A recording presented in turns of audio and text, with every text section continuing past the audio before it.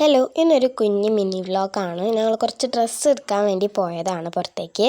അത് കഴിഞ്ഞൊരു ജ്വല്ലറി ഷോപ്പിൽ കയറി. അപ്പോൾ അവിടെ കണ്ട കുറച്ച് വെറൈറ്റി കീ ചെയിൻസ് ഉണ്ടായിരുന്നു. അപ്പോൾ അതൊക്കെ ഞാൻ നിങ്ങൾക്കൊന്ന് കാണിച്ചു തരാം. കുറേ ഗെയിംസ് കളിക്കാൻ പറ്റുന്നതും അല്ലാത്ത നല്ല ക്യൂട്ടായിട്ടുള്ള കുറോമിയുടെ ഒക്കെ ഉണ്ടായിരുന്നു. നമ്മൾ കാണാത്ത പലതരം കീ ചെയിൻസും ഉണ്ടായിരുന്നു. എനിക്കതൊക്കെ ഇഷ്ടപ്പെട്ടു. അത് കഴിഞ്ഞിട്ട് നേരെ പോയത് എജുമാർട്ടിക്കാണ്. അവിടെ കുറേ ബുക്സ് ഉണ്ടായിരുന്നു അടിയിൽ. ഒരു ലൈബ്രറി പോലെയൊക്കെ സെറ്റ് ചെയ്തിട്ടുണ്ട്. പിന്നെ കുറേ സോഫ്റ്റ് ടോയ്സ് ഉണ്ടായിരുന്നു, ആക്ടിവിറ്റി ബുക്ക് ഉണ്ടായിരുന്നു, പിന്നെ മണ്ഡല ആർട്സ് കളർ ചെയ്യാൻ പറ്റുന്നൊക്കെ ഉണ്ടായിരുന്നു. അത് കഴിഞ്ഞിട്ട് നേരെ മേലോട്ട് പോയി. മെയിനായിട്ടൊരു ഡയറി വാങ്ങലായിരുന്നു ഉദ്ദേശം. ഞാൻ എല്ലാതും പെട്ടെന്നാണ് വീഡിയോസ് എടുത്തത്. നമ്മളെ പോലത്തെ ആർട്ട് ആൻഡ് ക്രാഫ്റ്റ് പ്രേമികൾക്ക് പറ്റിയ സ്ഥലമാണ്. പിന്നെ അവിടെ ഒരു അടിപൊളി സാധനം കണ്ടു, സ്റ്റാറി നൈറ്റിന്റെ ഒരു സ്റ്റാമ്പിന്റെ സെറ്റ്. പിന്നെ കുറേ സ്റ്റേഷനറി സെറ്റൊക്കെ ഉണ്ടായിരുന്നു. നമ്മുടെ ഇനി അടുത്ത പ്രാവശ്യം സ്കൂൾ തുറക്കുമ്പോൾ വരും. പിന്നെ ഞാൻ നോക്കിയിരുന്നത് സ്കെച്ചും കളേഴ്സൊക്കെ ആയിരുന്നു. ഡയറി എടുക്കാനാണ് പോയതെങ്കിലും ഡയറി അവസാനമാണ് ഞാൻ എടുത്തത് എല്ലാം കഴിഞ്ഞിട്ട്. പിന്നെ ഞാൻ അവിടെ ഒരു ഡയറി ഓഫ് എ വിംബിക്കറ്റ് എന്ന് പറയുന്ന ഒരു സ്റ്റോറി ബുക്ക് കണ്ടു. അതെനിക്ക് വാങ്ങണമെന്നുണ്ടായിരുന്നു. പക്ഷെ ഏതാണ് വായിക്കാൻ അടിപൊളിയെന്ന് എനിക്കറിയില്ലല്ലോ. അതുമാത്രമല്ല, ഞാനങ്ങനെ എപ്പോഴും വായിക്കണ ഒരാളൊന്നുമല്ല. വാങ്ങിയ 2 ബുക്ക് തന്നെ ഇപ്പോഴും തീർന്നിട്ടില്ല. പിന്നത്തെ തെരച്ചിലും നല്ല ഡയറിക്കായിരുന്നു. അതിൻ്റെ ഇടയിലാണെങ്കിൽ കുറേ സ്റ്റോറി ബുക്ക് നോക്കുന്നുണ്ട്. ഞാൻ അതിലൊരു അടിപൊളി സ്റ്റോറി ബുക്ക് കണ്ടു. പ്രേമലുവിൻ്റെയും അതേപോലെ തന്നെ 19 സ്കിഡ് എന്നൊക്കെ പറയുന്ന 2 സ്റ്റോറി ബുക്ക്.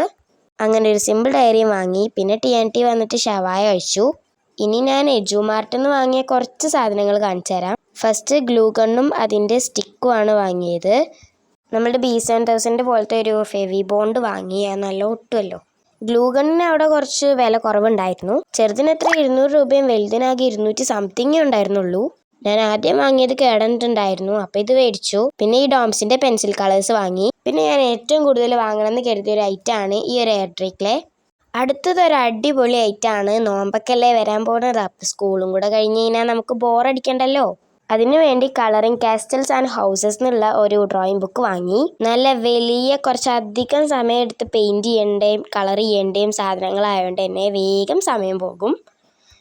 അത് കഴിഞ്ഞിട്ട് മെയിൻ ഐറ്റം വാങ്ങാൻ പോയ സാധനമാണ് ഈ ഒരു ഡയറി. ഞാൻ കുറേ ഡയറി അവിടെ കണ്ടിട്ടുണ്ടായിരുന്നു.